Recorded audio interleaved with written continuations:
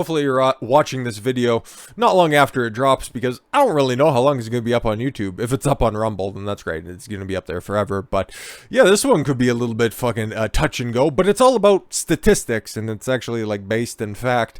Unlike these fucking weirdos, only women, transgender, non-binary, or two-spirit people may apply for position at a Canadian college. God, this fucking country is stupid. The University of Waterloo, not exactly a fucking backwater campus, by the way. That's one of the larger universities in Ontario, recently announced an opening for a tenure track professorship.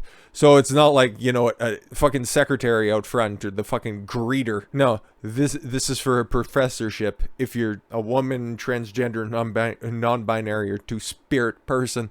Sweet. However, only people identifying with certain groups are eligible for the position. Welcome to Clown World. The position with the university's Faculty of Environment, you can't make this stuff up, is listed as being open specifically for qualified individuals who identify as women. Right. Okay, and then there's that old joke, well, I could just say I'm a woman, I'm gonna identify as Donna and show up and take the job. You wouldn't want to immerse yourself in this fucking culture, okay? And the fact that they even put this posting out there just goes to show you how out of touch the university system, not just in Canada, okay? Because if you think this is going to be unique and it's just going to stay within the borders of Canadian universities, I don't know what fucking rock you've been living under. Maybe one of your two spirits is mentally retarded, because that's the only way that you could fucking believe that. So pay attention. So yeah, to be qualified, individuals who self-identify as women, transgender, non-binary, or two-spirit. Two-spirit is a Native American term that loosely correlates with non-binary. Yeah, what? Okay, cool. Like, I'm a quarter Native, so... And how do you have Native Americans in Canada? See how fucked this shit is? According to Fox News, applicants are asked to fill out a self-identification form to ensure that they fall into one of four categories that the job is open for, in order to address the underrepresentation of individuals from equity-deserving groups among, I feel, physically ill, or maybe that's a brain tumor that's manifesting, among our Canadian research chairs. The university website goes on to state, because this is a special opportunity for a specific member of the four designated groups, applicants' self-identification information will be used for the purpose of screening and consideration. Isn't this like discrimination in and of the face of it? No, it's only for certain people. Which the long and short of it is, some broad's gonna fucking get the job, because let's be honest, okay? It appears the university is allowed to actively discriminate, in this case when hiring, due to a provision in the Ontario Human Rights Code. Ontario is just a totally fucked province. I would never want to be there, okay? Which allows for preferential treatment designed to help people who experience hardship, economic disadvantage, inequality, or discrimination. Okay, cool. Yeah, that's all well and good, and I'm sure that was necessary at some point or another, but the fact that these postings, and it's, you know, I know, it's on a university campus, and they're all fucking just completely ideologically possessed, but postings like this are super common everywhere that you look, okay? In some places, it's heavily implied, justifiably so, right? For like a front-facing service opportunity, okay? Like a waitress at a nightclub.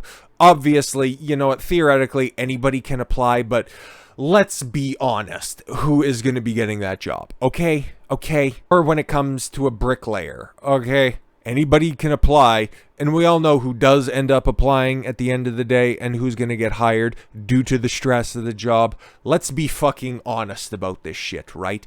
And how exclusive is the fucking group of people that they're going to be pulling from here? And it's never, okay, yeah, like I stated with my example there, these niche people, okay, are always just given these very cushy jobs, okay? It's only selective equity, right? You don't want 50-50 positions in the porta potty business now, do you? Of course not. You don't want proper representation for transgender and non-binary folks out on the rigs, because they wouldn't last, okay? Because these are mentally weak people, and if there's nothing going on between the ears, that means that their physical body is not going to be able to hold up, okay? Let's live in reality, shall we? And circling back to a previous point, like, how many people would actually fit this description? Because the women part has to be on there, because nobody who would actually have the qualifications to get to a professorship is identifying as one of these fucking weird characterizations, honestly, okay? Women and women, okay? How many people, what are the percentages of women applying to university? It's about 60% at this point, so are they really underrepresented at this point? What about professorships? Okay, I don't know the full data on that, but I remember my days going back to college, and there were definitely more female professors than there were males. Just saying, but that was like a decade ago at this point, so maybe things have changed. I could only think that they're probably just continuing to stray down that one direction, because the people that are going into education, this is one of those biologically ingrained preferences, okay? Women care about people, men care about things, okay? That's just a universal that everybody knows and understands, right? So because we're still partially dealing with reality, and we're still selectively using facts and analysis, how many transgender, non-binary, two-spirit, non-binary people are actually out there? Well, according to Canadian Census data, less than 0.5% of Canadians identify as trans or non-binary. Less than 0.5%. These are the people that are theoretically being catered to.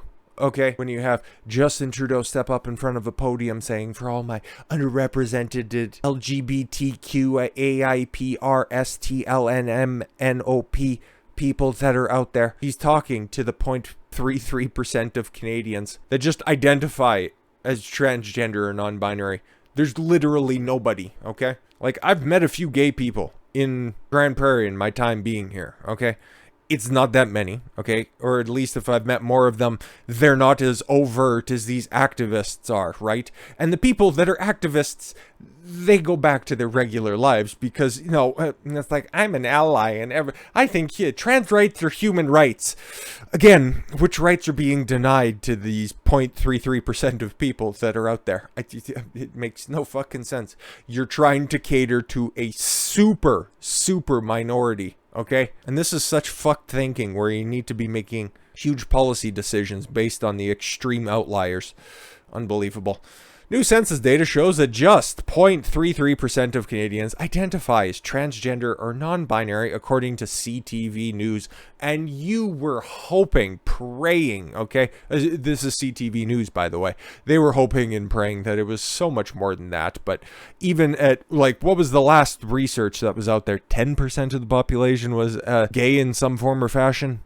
But this must really hurt, because this is the new pet project that's out there, okay? And that's not even to say that those 0.33% of people even think as a hive mind, okay? Because there are some transgender people that just want to be identified as the gender that they're transitioning to, okay? Like, if you're born a man and you grow up, okay, and you become an adult and you want to become a female, you go for it, sister. All the power to you, okay? Just don't make me pay for it. But because it's a Canadian healthcare system, I'm going to end up doing it anyways. But if you want to live out your life as being a woman, that's totally fucking fine, okay? But then when it comes to these people that just, well, I feel like this the third day, and then I feel like this another day, you're just confused. You're not anything special, even though you're trying to be. And it makes for easy clicks and easy views to just say, oh, trans person affected somehow negatively by just evil, I don't know, MAGA folks in Canada. It doesn't make any sense, nor does it have to, because our fucking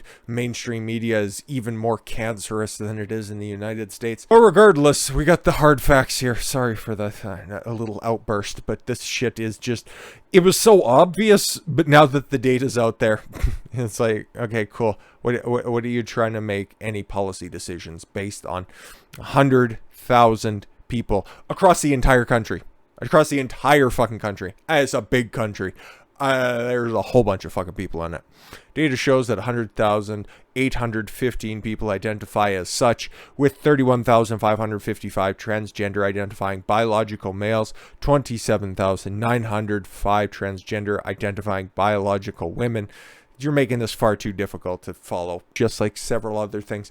And 41,355 individuals say that they are non-binary. Keep those numbers in mind the next time you hear a politician come out and say, well, these new policies are so deeply affecting the LGBTQ communities. They're so microscopic, okay?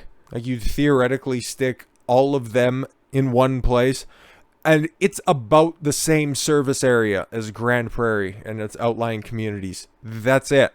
Okay, 1/10 of the population of Calgary and Edmonton. Okay, and that's not saying these guys went into surgery or anything like that. They could just identify. Like, this is the most generous interpretation of the facts that are out there, and it still comes up lacking. Hilarious. This is the first census that differentiates between sex at birth and gender.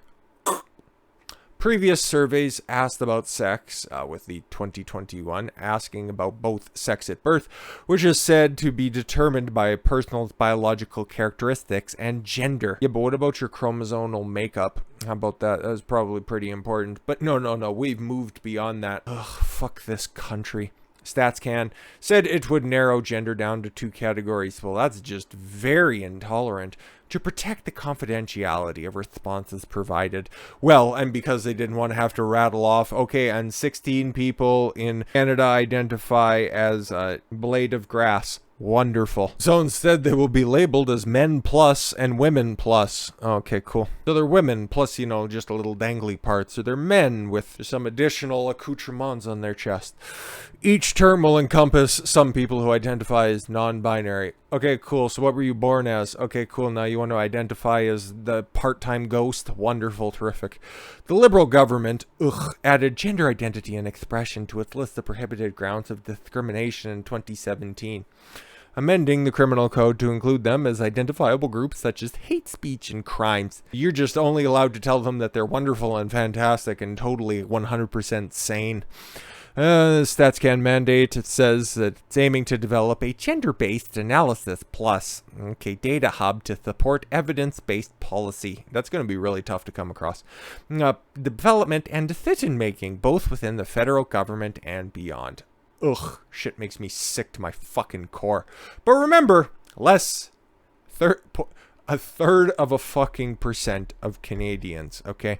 And that's who are getting overwhelmingly catered to. That is privilege. That is high-level privilege that would make me laugh if it wasn't so fucking sad. With all that said, thank you all very much for the gift of your time. I've been Don Consuelo. I want you to follow your gut and get after it. Take care, everyone.